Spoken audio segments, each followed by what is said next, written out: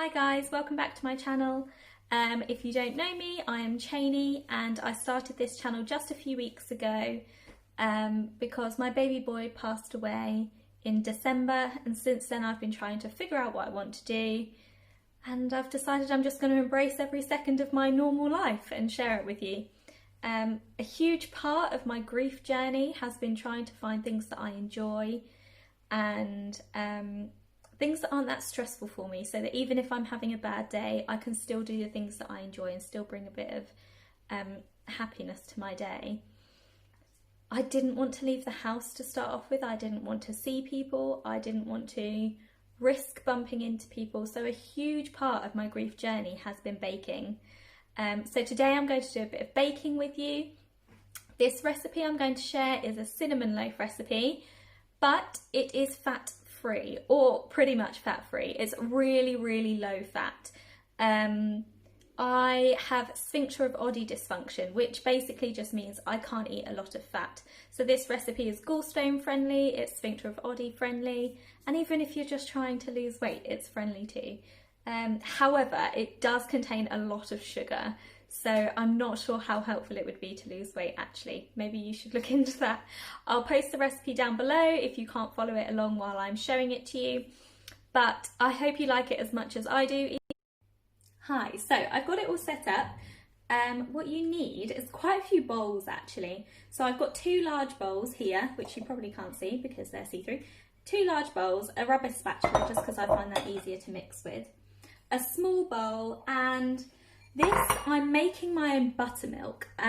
If you haven't made buttermilk yourself before, you need 1 cup of buttermilk, so it's just 1 cup of normal milk, and then you add 1 tablespoon of lemon juice to it. And they say to leave it for about half an hour so it sort of starts to curdle. It doesn't look very pleasant, but it adds to the cake and it's really low fat. Surprisingly, buttermilk has hardly any fat in it at all. So I mixed together my milk and lemon juice a little while ago, so I've been leaving this to set and go curdly. You can probably see on the spatula it's like a little bit lumpy. Actually, you can't see that at all, but I promise you it is. So I'm leaving that to the side for a bit later. We then need castor sugar, self-raising flour. Even though it is self-raising flour, I like to add a bit of baking powder as well, just because it makes it a bit more fluffy, I think. You also need, bear with me, it is a nice recipe, I promise. You need apple sauce in your cake. Didn't see that one coming, did you? Apple sauce, cinnamon, obviously, because I'm making a cinnamon loaf, and just 1 egg. Okay, I will also take a picture and put that all up so it looks a bit more clearer, but basically we've got 3 bowls, all the ingredients, and 1 rubber spatula. And if you want to put it into a loaf tin like what I do, then you'll need one of these. I haven't tried it in a normal tin, a normal cake tin, but I don't see why it would be any different. So yeah, there's my loaf tin ready to go. Okay, so the first thing you're going to do is set aside your sugar and cinnamon, but it's not all of your sugar. So you need to get half a cup of castor sugar and sprinkle that in. So half a cup of castor sugar, and then you need your tablespoon of cinnamon. If you haven't ever seen me bake before or read any of my Instagram stories, I'm not very accurate when it comes to baking. It seems to be just a bit of a rough guess, but it always seems to turn out okay, so what does it matter? So your tablespoon of cinnamon, and then I normally just mix the sugar and cinnamon round together. It does take a little while to mix in, but it just makes it easier for when you sprinkle it on at the end. You then know that you don't get big chunks of cinnamon, because if you get big chunks of cinnamon in your recipe, it goes really hard once it's baked. So I really try and make sure that I don't get big chunks of it together, so it will just go like that. See, I've still got some at the bottom that isn't mixed in, so I'll make sure that's all mixed in. So once you've done that with your sugar and half a cup of sugar and your tablespoon of cinnamon, just put this to the side for now. You don't need that at the moment. And then you're going to take one of your large bowls and okay, so once you've put half a cup of sugar and your cinnamon in a bowl, make sure it's all really mixed in, because if you've got lots of cinnamon together, once it's baked, it's going to go really hard and it doesn't taste very nice. So make sure it's all well mixed in so that it doesn't go hard and gross, and it will burn as well, which really isn't very nice. And then just pop your cinnamon and sugar to one side, because you don't need that just yet. What you're going to do now is you're going to put in 2 cups of self-raising flour. So I've got my cup here. And I'm just going to scoop out 2 cups. And as I say, I'm not very accurate when it comes to measuring, so any professional bakers, just don't frown upon me too much.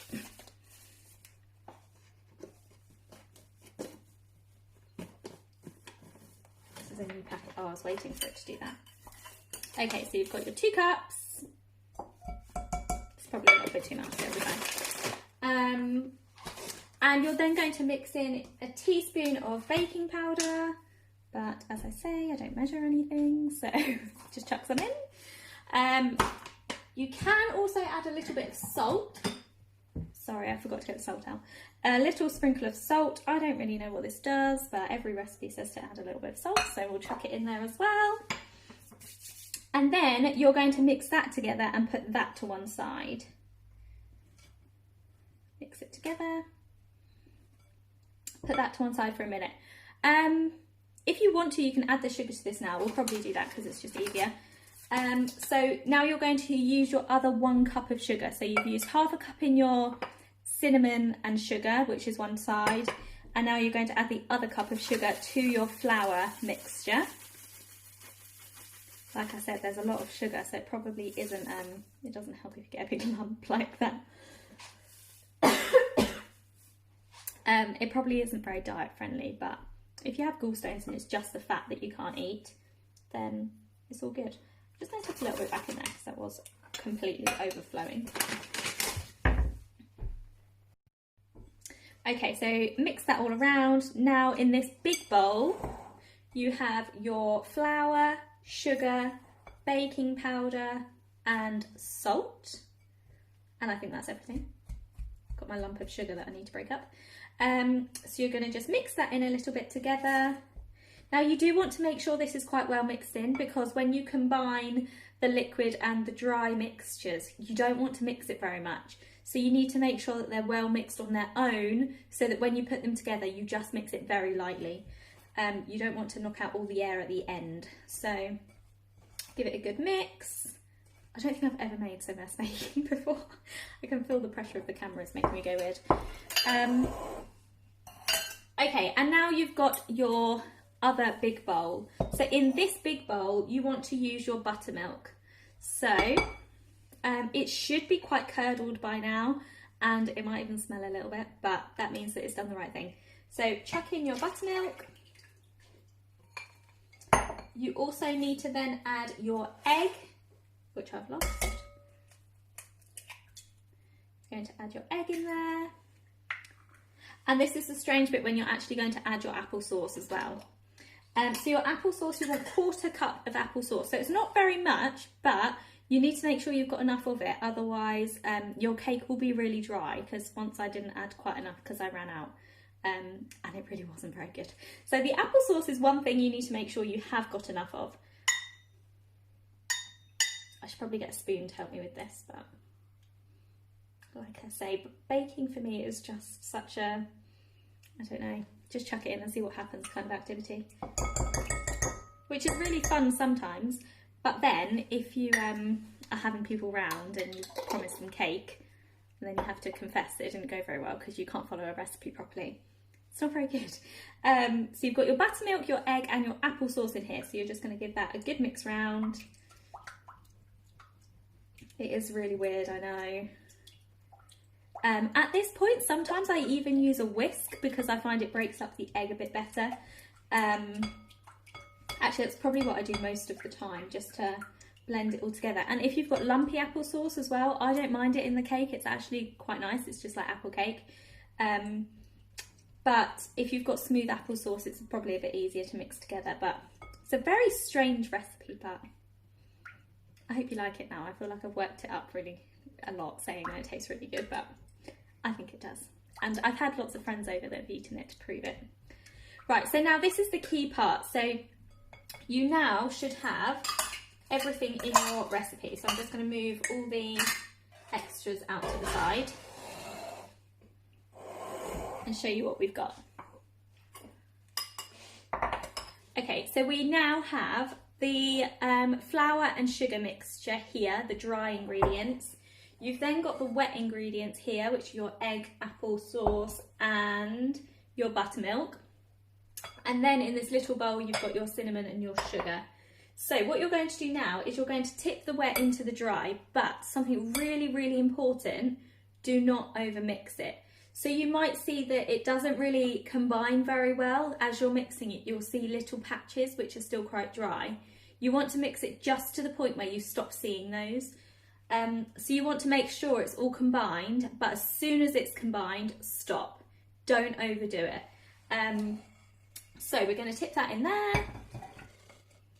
Again, really gross because you've got applesauce in there with curdled milk, but right, so you're just going to mix it really, really carefully.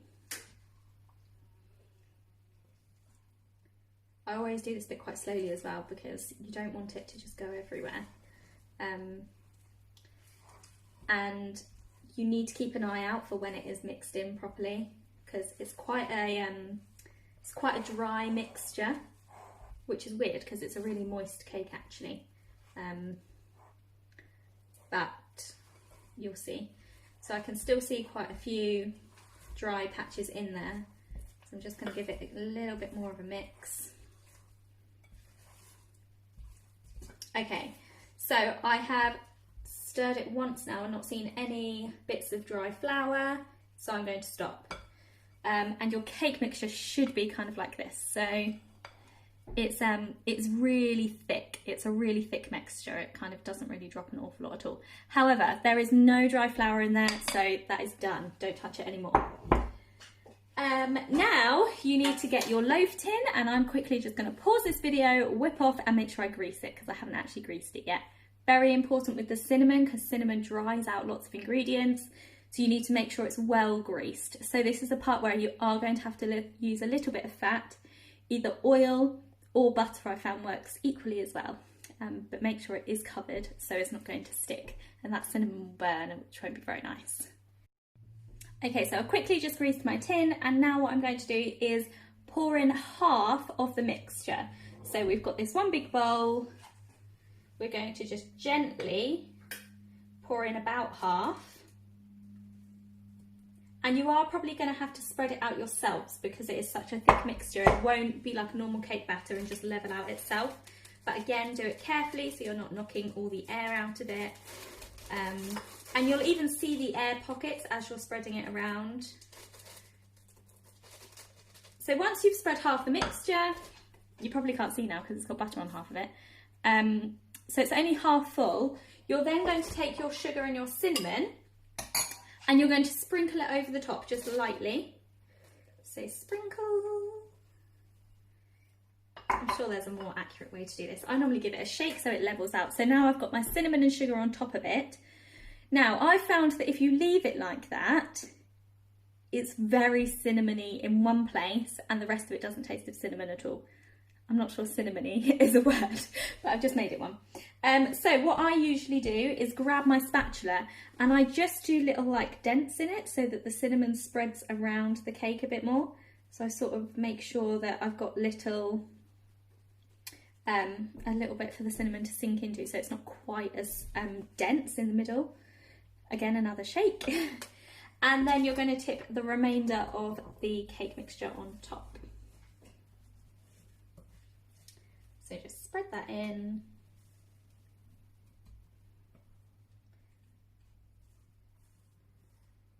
Make sure you get all of it out. That's another reason why I like a rubber spatula because you can get it all out.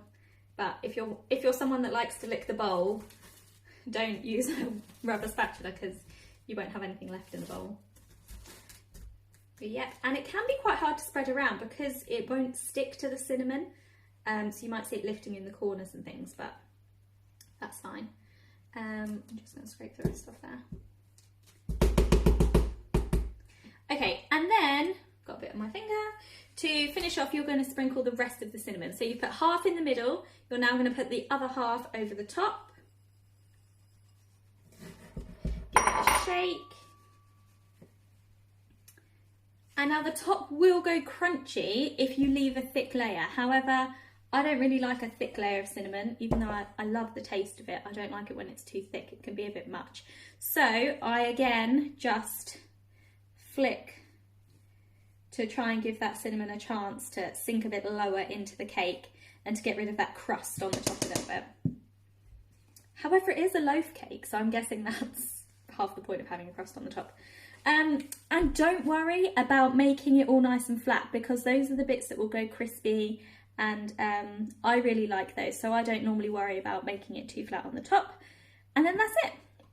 You just shove it in the oven. I've never actually timed it before. I just keep an eye on it and get it out when it looks ready. You poke a knife in it to see if it's cooked. If it comes out with batter on the knife, then you know it's not cooked. You need to shove it in for a little bit longer. But this time I will time it for you so I can add it to the recipe below. And let's see. Here's the moment of truth. Hi, I'm back. So the cake has been in the oven for about 40 minutes in the end, so it took quite a while. But it's now ready. I left it to cool and then turned it out onto this board. I don't know why I always put my cakes on this board. I think it just looks nice. I'm not actually going to cut this now and show you the inside because we are going away tomorrow and I want it to be fresh for when we get there.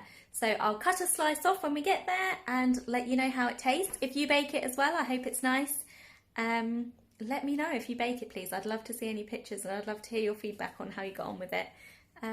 But yeah, thanks for watching. If you want to watch more videos, then please subscribe to my channel. And I hope you found this useful in some way. Love you guys. Bye.